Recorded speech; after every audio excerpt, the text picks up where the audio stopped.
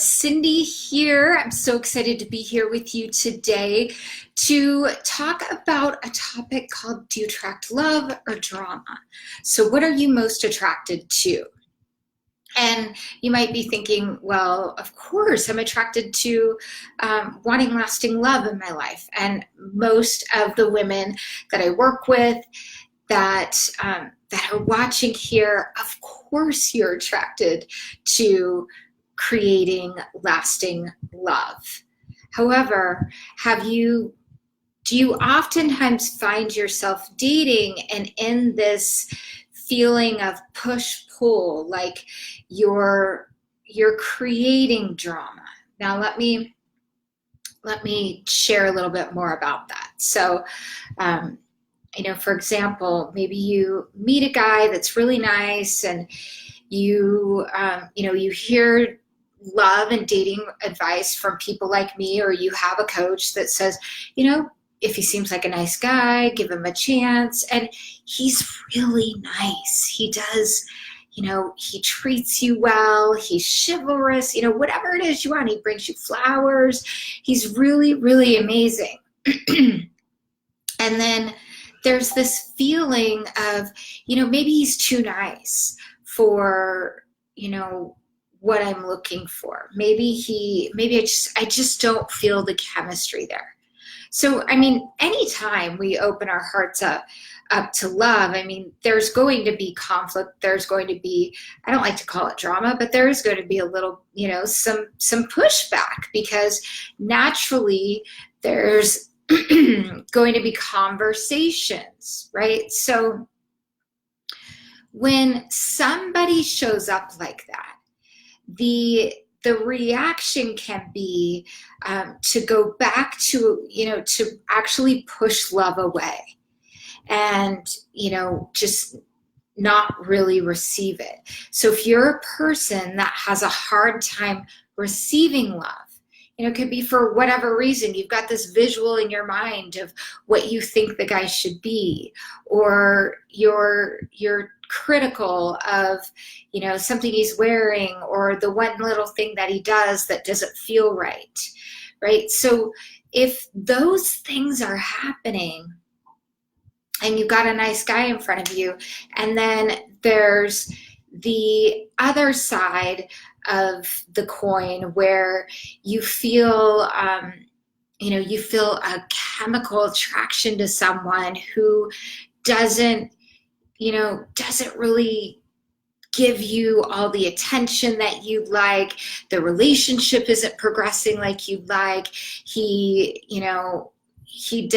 says he's not sure if he wants a relationship. All of these things, these are all signs of, drama, because that can actually create a lot of drama and crazy making in your head, because what some women will go to is, why doesn't he want a relationship? Why not with me? Or why does he seem to be avoiding this? And, the bottom line is if a guy tells you he's not ready for a relationship, believe him, he's not ready.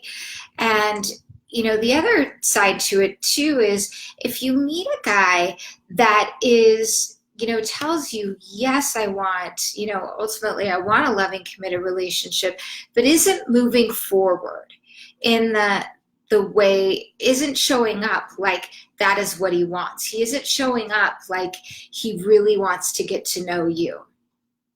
Then his words and his actions aren't truly lining up.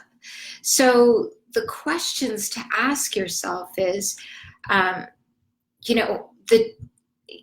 why do I tend to go this direction? And why do I get triggered by somebody that is so nice? Why does that not seem quite right to me? Why can't I receive love? When was there a time in my life where it was hard for me to receive, or hard for me to trust and receive? So asking yourself those questions and then getting triggered by, the person that isn't showing up like you want them to. And ultimately what that can create is you being the chaser, the pursuer. And I see this with a lot of women where their energy is anxious. They become impatient because they don't actually believe in their heart of all hearts that the guy's going to show up. Newsflash, the right guy will, if you give him a minute. As women, we tend to move much faster than men do. Men tend to move in more dog years, I call it. They just have a different rate of progressing a relationship. So if you're triggered by that and, you want to say things like, gosh, where do we stand? Well, take a look at where you're at in the relationship. How much time have you spent together? And how well do you really know this person? Does this person fit my values? And taking your time there, also making sure that you're getting to know other people. And it can be feast or famine in this sense. It can really be feast or famine. But, I have a client of mine that it's a couple weeks ago, she was like, gosh, I'm having a hard time, turning anything into a date. Just things don't seem to be working out. And, she dropped into her heart and stayed connected with her vision. And now she's got dates and potential dates coming out of her ears, literally probably 10 men that, seem nice, have potential, so the thing is it can rain and pour, and then at other times it doesn't necessarily. The other side too is, the drama piece can be talking to your friends about a man or lot, or, or your love life. Often. So if you're talking to your friends and saying, this guy isn't showing up, or you're talking about a guy that you're dating a lot, what you're doing is you're feeding negativity. So if you're complaining about him or complaining how he doesn't show up, instead, the thing is you want to address him. And not in an accusatory way. It's like learning communication skills so that you can get clear. Now, some men won't be straightforward with you. And I'm not going to say, depending on your positioning and depending on how well you know them. So they could be a little emotionally attached to you, and they may not be as honest. So they might at first say, gosh, you seem like a great person to have a relationship with, and they're not necessarily showing up. And you have a conversation with them, which could be a difficult conversation, which can in turn trigger you. If you're able to have that in a calm way, like you're having a conversation with a friend and trying to get clarity.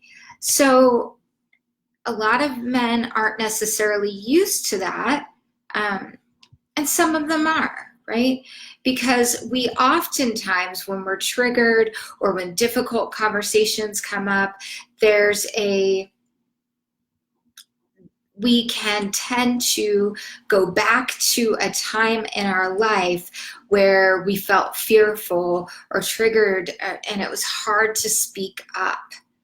Sometimes I go back to, when I'm 4 or 5 or, 8. And, these are things that can be difficult to talk about. So, learning the skill set of not bitching, which I think is drama. You can obviously have a conversation with a trusted friend about your concerns about a person or concerns about, this in a relationship. And it's, you're still on your path and journey to figuring it out. So I think a lot of times we can get into this place of we want what we want right now, which is that little kid in us. And then what can happen is the conversation can come out in a manner that, you know, a lot of people fear. It can be needy, it can be, you know, forceful, and, you know, what will in turn happen, it can, you know, happen with men a lot, especially, you know, men that have been used to women in their life that have been overbearing, controlling, things like that, because they might tend to shut down or avoid. And so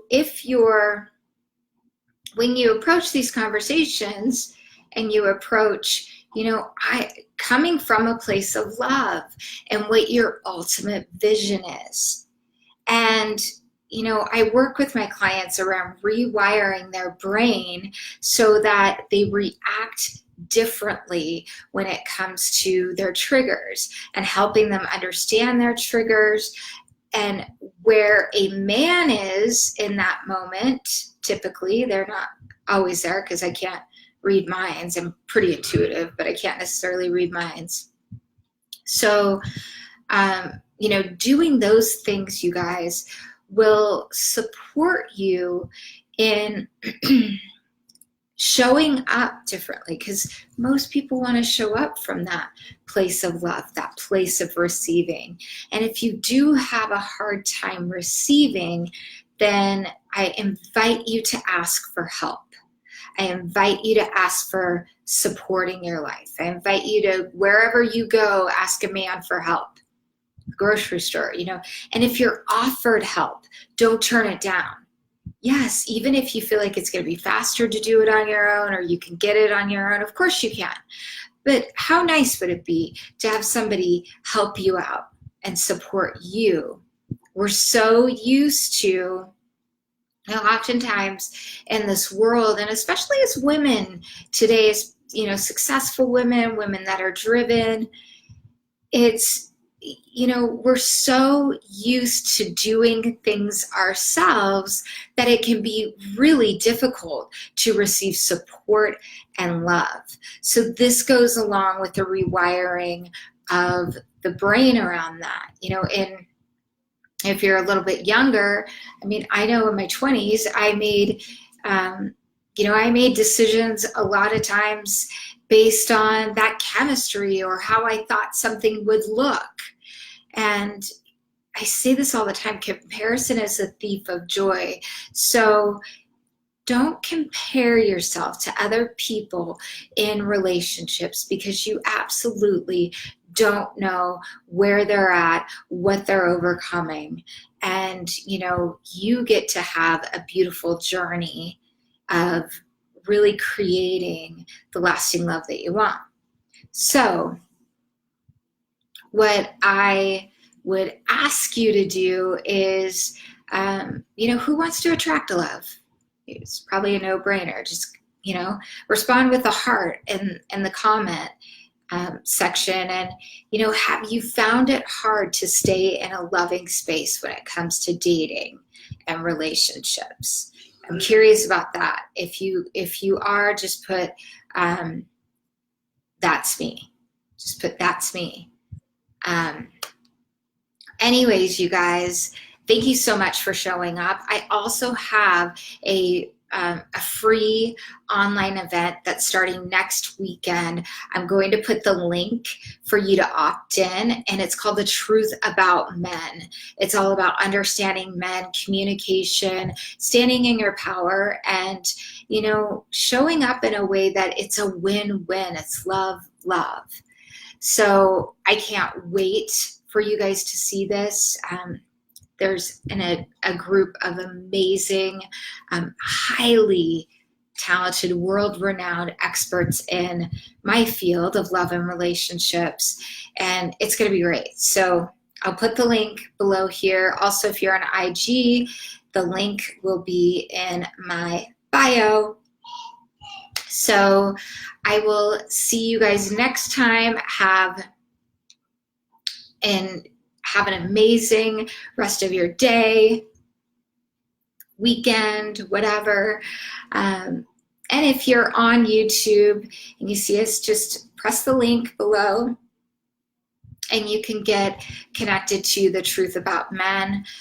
Also, if you want to follow us, press the little bell to get notifications. If you like this video, you want to see more, give me a thumbs up.